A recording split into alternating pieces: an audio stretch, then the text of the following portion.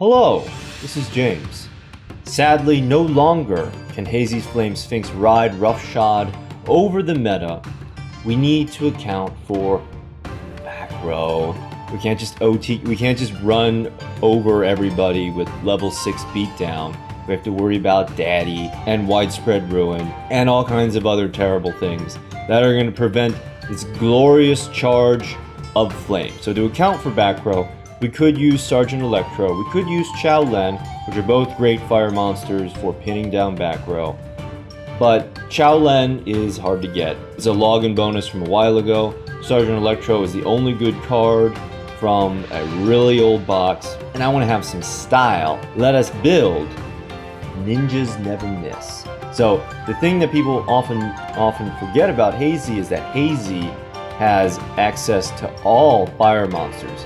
If you get the mill right, which in this deck you always will, special summon one fire monster from your hand or graveyard. So we're going to do 3 Sphinx and 3 Red Dragon Ninja when it's summoned, either normal or special. You can banish a ninja or ninjutsu art from your graveyard, target a set card your opponent controls. Cannot activate the card in response to this, and you send it back to your opponent's deck. We're also going to have 3 Hazy Flame Peryton, but we're going to do 2 Cerberus and then 1 Mantikor. So Cerberus is a search.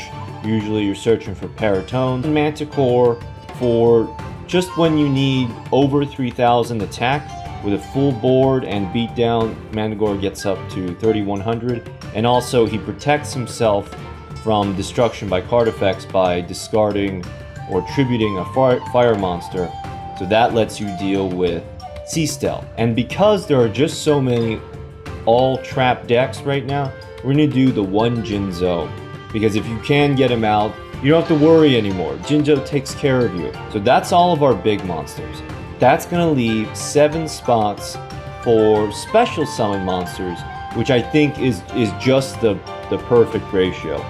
So for our special summon monsters, we're going to do 3 of that free-to-play Dynatherium. We're going to do 3 of the Berlineth, the Firestorm Vassal, and then 1 Earth Armor Ninja to feed our ninja back row dealing. So if you have more Earth Armor Ninjas, go ahead and replace Dynatheriums, because you don't want too many non-fire monsters in this deck. We have 5 non-fire monsters, and nothing is worse than having everything set up, your Peryton all ready to go, but you don't have specifically a fire monster to discard for her effect activation.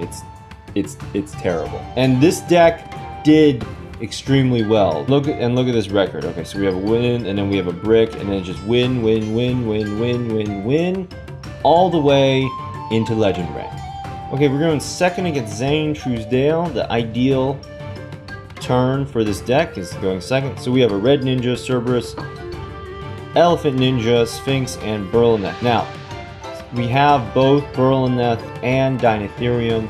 We're going to go into Dynatherium first, and the reason should be obvious.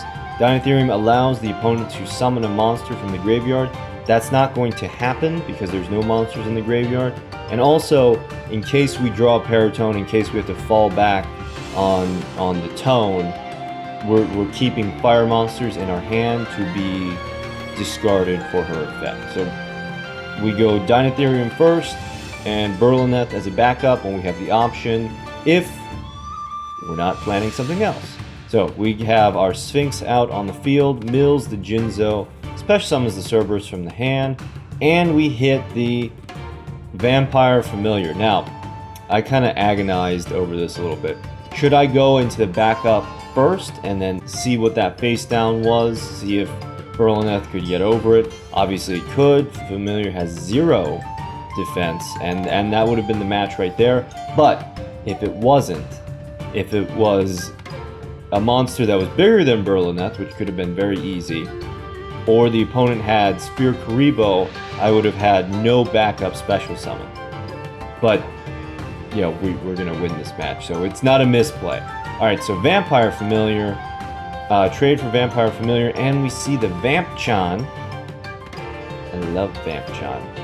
Alright, so Vampchan, double tribute, and she can't, well, one, these monsters don't meet her activation conditions. It has to be a monster that's bigger.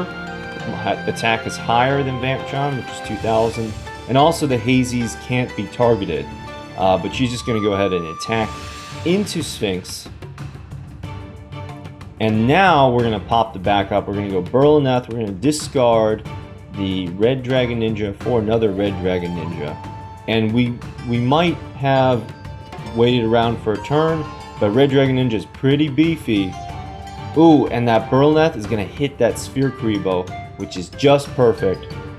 And with Beatdown, Red Dragon gets to 3,000 for the precise lethal over Vampchon. Sorry, sweetie. Okay, we're going second against Yugi Muto. And we have the Tone, we have Berlineth, we have Spyhnx, we have Red Dragon Ninja, and it's furries. Okay, so we have a back row set. We're going to go Berlineth, special summoned, and so I discard the Red Dragon Ninja because we want to have ninjas ready in the graveyard for if we have access to more ninjas, so that they can be banished for the effect. We're going to go Tone. Berlineth reveals the recon, that doesn't really matter. Tone searches a Mantikor and a Spyhnx. Spyhnx mills, and we're going to play around this Wall of Daddy, but it is in fact a widespread ruin. Mantikor protects himself. Now, widespread ruin does not target. Mantikor is the target, so it affects Mantikor, but he's protected. It doesn't fall over onto Spyhnx, and so we clear both of Yugi's monsters. He gets his recon back, and does not draw presumably a Beat or a Dyna, and scoops. Okay, we're going second against Odeon, anticipating the harem. Okay, so we have Dynatherium, Berlineth, and Tone, and Red Dragon Ninja. So, alright, so very important. Pay attention to what the princess searches. If she does not search ambush, it means that ambush is already in hand. So she searches willpower. So, but that might be some kind of weird bluff. You might have already figured out that we're running Hazy Flame Beatdown, so we need to... Whatever we hit with this Red Dragon Ninja, as if we hit the non-ambush, we know that it's safe. We're also going to lead Berlineth instead of Dynatherium for the reason of, well, we're getting a ninja into the graveyard, and B, we're also going to be able to search his hand for Queen in case we don't hit the non-ambush. Okay, so we tribute, and then we go Berlineth, and then, okay, so there's Queen. Alright, and then we're going to go Peryton, dump the Manicure for 2 Sphinxes. Spyhnx is going to get the mill, and ooh, just perfect. We got an Earth Armor Ninja, so that lets us special Red Dragon from the graveyard, and then now we need to pick. Where's the non-ambush? I usually put ambush here, so my non-ambush would be in the middle. And it is the non-ambush, because they're always going to set the ambush. We send the willpower back to the grave, back to the deck. It wasn't a bluff. Hit the princess. There's a special summon, but we have lethal over whatever. Okay, we're going first this time against my Valentine. She has Aroma Strategy, and Aroma Strategy makes me think of Aroma Strategy Hazy, which relies on Beast Rising. And the strategy is slower than this version of Hazy, but once she gets Beast Rising set up, it's unwinnable. So we need to act quickly, so I think. Alright, so a quadruple set. Ooh, we gotta have a strong pick with our Red Dragon Ninja if we have his activation conditions. Peryton and Red Dragon, and then into double Spyhnx. Always go double Spyhnx, and then we're going to special summon another Peryton. Now this gives us a lot of redundancy. If anybody gets hit, we have a means of getting out more Hazy monsters. Okay, so we're going to go Beatdown, and it's most likely not Aromatherapy Hazy based on this Wall of Disruption. Alright, so we're going to tank up this Wall of Disruption. It's something with batteries. some kind of battery deck. But you know what? Thankfully, we draw the Mantikor, and what Mantikor is going to let us do is going to let us make room. We're going to clear the wounded. We're going to clear both wounded Sphinxes off of Mantikor, and then that lets us pop the Tone. And by discarding a Fire-type Berlineth, very important, we're going to be able to completely refresh our field after that disastrous Wall of the Daddy.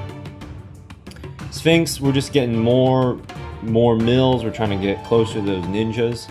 And then Mantikor is going to destroy, and Peryton are going to destroy the 2 batteries. Banish for the industrial strength, but that's nothing for the Hazys. Mantikor comes straight back with the beatdown into industrial strength's face. And we have just 700 life points remaining. Now, it's completely safe. She didn't protect her type Ds. She didn't protect her double Ds with this double back row. So I know that we have lethal, even through a 1 Karibo. Here we are going second in our final replay. Yami Yugi versus Dr. Valiant Crowler. We have double Sphinx, Red Dragon, and a Cerberus. We don't have any special summons, so we're just going to go for the damage with the Cerberus. Feel very comfortable sacrificing the Cerberus because we're going to get the search for the Tone. And then we just need a clutch draw. Oh, just that one perfect Earth, Armor, Ninja, and a Dragon Ice. Okay, so some kind of like Sea Stealth attack deck. He wants to use Destiny Draw to go into his Sea Stealth. Peryton into a Sphinx and a Peryton because we had a lot of our Hazys in hand already. And then Hazy's gonna get the mill because she never misses. And neither does Red Dragon Ninja. Let's hit that back row. Let's see what it was. Yes. Windstorm of Etiqua. Okay, not a game breaker, but we do have lethal in this turn. Thank you for watching.